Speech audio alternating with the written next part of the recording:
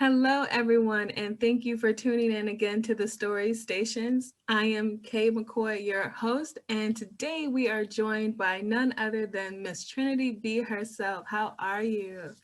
I'm great. How are you? I'm doing all right. It's a little cold right now, but other than that, I'm okay.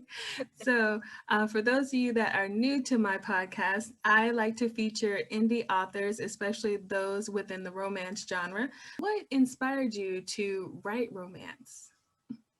Okay, well, I was actually inspired to write by a couple of different things.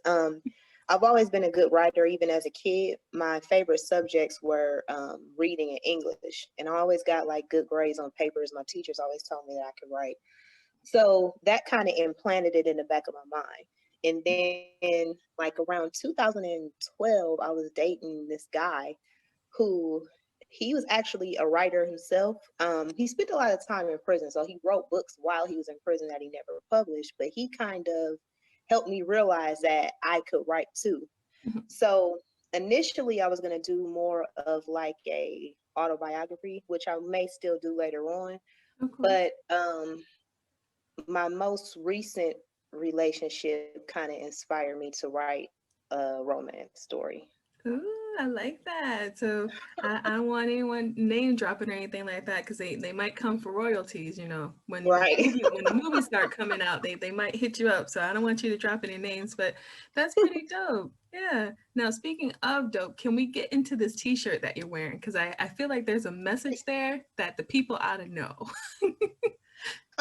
Yeah, so sage crystals and trap music. Actually, one of the questions that you sent me in the email prior to the interview Mhm. was about what my fuel is for writing. Yes.